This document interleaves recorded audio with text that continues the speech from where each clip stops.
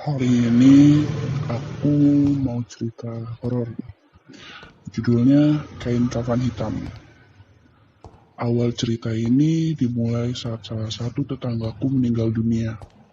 Aku tidak mau menyebutkan namanya, sebut saja dia dengan Pak Budi. Pak Budi ini dikenal sebagai orang yang tidak baik. Dia suka sekali berjudi dan minum minuman keras. Bahkan aku dengar dia suka berpelesir ke rumah bordil. Kelakuannya yang buruk seperti itu didukung oleh kekayaannya.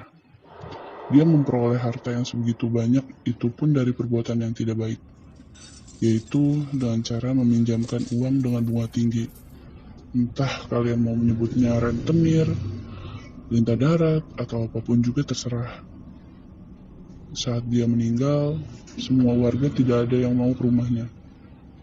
Tetapi saat melihat istrinya yang menangis meminta tolong, dan salah satu kiai menyarankan untuk menolong sesama muslim, meski aku kurang yakin Pak Budi muslim atau bukan, karena aku belum pernah melihatnya sholat. Akhirnya para tetangga bersedia menolong. Aku yang masih remaja diajak ayah untuk ikut. Kegemparan terjadi saat ingin membungkus mayat Pak Budi. Kain kafan yang sedianya ingin membungkus tubuh Pak Budi tidak mampu menutupi seluruh tubuhnya yang tambun. Akhirnya mereka membeli kain kafan yang lebih lebar. Tetapi tetap saja tidak muat. Setelah 3 kalinya tidak muat juga. Saat itu hidungku sudah mulai mencium bau busuk dari tubuh Pak Budi. Akhirnya salah satu pelayat menyarankan untuk mengganti kain kafan putih itu dengan kain kafan berwarna hitam. Entah ide gila itu terinspirasi dari mana. Tetapi ide itu berhasil. Tubuh Pak Budi bisa dibungkus dengan kain kafan berwarna hitam itu dengan sangat mudah. Seakan-akan itu adalah kain kafan yang sangat pas untuknya. Saat semua pelayat sibuk dengan keranda yang belum datang, apalagi saat itu hujan deras, aku masih berdiri di depan tubuh Pak Budi yang terbujur kaku di atas dipan. Saat itu, secara tiba-tiba dan perlahan, tubuh Pak Budi bergerak dan duduk. Dia menoleh kaku ke arahku dengan mata terbelalak, lalu mengatakan sesuatu dengan bibir kakunya. Pakai hitam, siapa takut? Lucu nggak sih? Sebenarnya ceritanya sih tidak seperti itu. Saat aku melihat mayat Pak Budi yang tertidur kaku itu, entah kenapa bulu kudukku meremang. Baru pertama kali dalam hidupku, aku melihat mayat dibungkus dengan kain kafan berwarna hitam.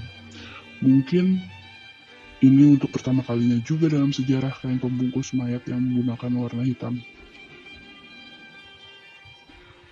Setelah keranda datang, para pelayat segera membawa mayat Pak Budi ke mushola terdekat untuk disolati. Aku saat itu tidak ikut karena hujan lebat. Lebih baik tidur dalam suhu yang dingin ini. Saat tiba di rumah, semua orang tidak ada, karena mereka semua pergi ke rumah duka untuk membantu. Aku yang mulai merinding lagi, entah karena dinginnya hujan atau sebab lain. Aku akhirnya memutuskan untuk ikut pergi ke kuburan bersama ayah. Beruntung. Saat itu aku kembali musola, iringan para pelayat sudah bersiap berangkat. Aku lihat di depan keranda yang membawa tubuh Pak Budi diangkat oleh 10 orang yang terlihat sangat berusaha keras untuk berjalan. Seakan-akan mereka mengangkat beban yang sangat berat. Di tengah jalan, banyak dari mereka yang membawa keranda itu meminta bantuan pada pelayat lain untuk menggantikan mereka. Tiba di kuburan, sesuatu yang mengejutkan terjadi. Kuburan Pak Budi belum siap. Menurut para penggali kuburan yang berjumlah 5 orang itu, mereka sulit menggali karena tekstur tanah yang keras. Meski saat itu turun hujan, 6 cangkul sudah jadi korban dan 3 lokasi berbeda sudah digali.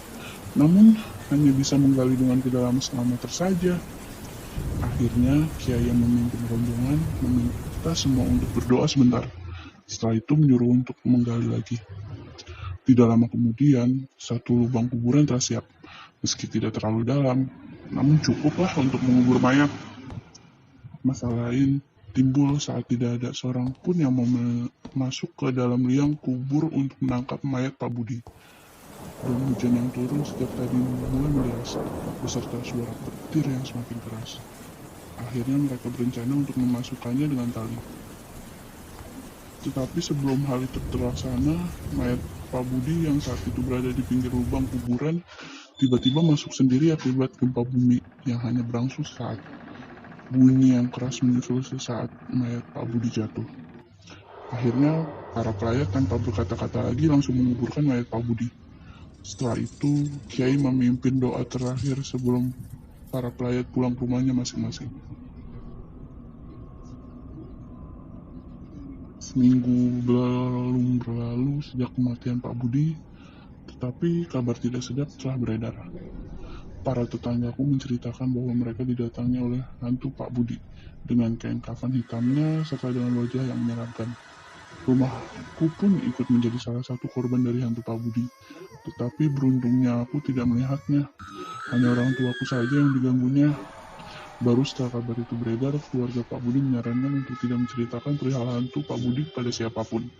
Akhirnya hantu Pak Budi tidak pernah muncul lagi. Sebulan kemudian, aku pergi keluar kota untuk mengunjungi temanku. Aku bercerita padanya perihal Pak Budi. Alasanku menceritakannya pada temanku saat itu karena sudah sebulan hantu Pak Budi tidak muncul, dan ini di luar kota. Apalagi temanku tidak kenal dengan Pak Budi. Tapi aku salah. Setelah aku pulang, sehari kemudian temanku menelponku. Katanya dia didatangi hantu yang ciri-cirinya sama persis seperti yang aku gambarkan. Dalam ceritanya, dia sampai ngompol di celana. Aku yang tidak mudah percaya, sehari kemudian pergi ke rumah temanku yang lain, yang rumahnya lebih jauh. Aku ceritakan semuanya perihal hantu Pak Budi tetanggaku itu. Dan setelah aku pulang, esoknya temanku itu menelpon dan menceritakan hal yang sama seperti yang dialami temanku yang pertama. Aku yang mulai setengah percaya, langsung menguji lagi ke teman perempuanku yang tinggal di luar negeri. Aku menceritakannya lewat email. Setelah 4 hari tidak mendapatkan jawaban atau apapun kabar, aku lega. Karena aku berpikir kedua temanku yang menelponku itu hanya bermimpi horor karena ceritaku. Tetapi saat hari kelima, sebuah email datang dari teman perempuanku itu. Dalam emailnya, dia menceritakan bahwa dirinya didatangi oleh hantu berkain kafan hitam dan berwajah menyeramkan. Menurutnya, itu adalah hantu paling menyeramkan yang pernah dia lihat. Dan jika kalian sudah membaca cerita ini, tolong jangan katakan bahwa aku yang menceritakannya ya. Karena aku juga takut bertemu hantu berkain kafan hitam itu. Dan jika nanti malam kalian didatangi hantu Pak Budi itu, sampaikan salam saja untuknya. Dan selamat dihantui.